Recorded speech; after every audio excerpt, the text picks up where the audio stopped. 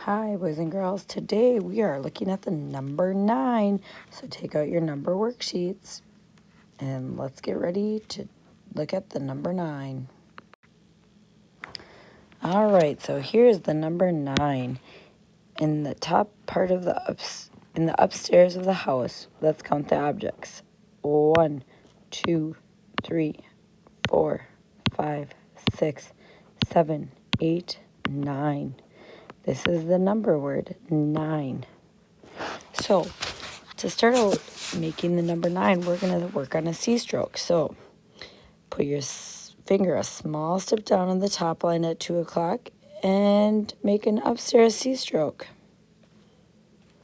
That's how we're going to start out our number 9. So, let's do that again. Small step down from the top line at 2 o'clock, make an upstairs C stroke. All right, let's work on making the number 9 now.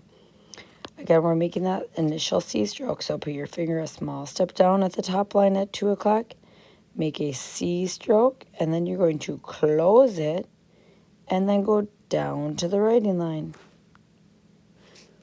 So again, you're going to put your finger a small step down at the top from the top line at 2 o'clock, make an upstairs C stroke, close it, and go down to the writing line.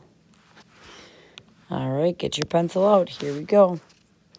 The first one on the first set of house lines is we're going to make a C stroke in the upstairs. All right, again, number 9, we're going to start a small step down from the top line, make a C stroke, close it, and then go down. Small step down from the top line at 2 o'clock, make a C stroke in the upstairs, close it, and down to the writing line. So keep practicing those number 9s. Remember to take your time. On this line, you are making number 9s. Take your time. When you are done with your 9s, you're going to go to the next set of house, and you're going to make 1s, 2s, 3s, 4s, 5s, and then the bottom line, you're doing 6s, 7s, 8s, and 9s.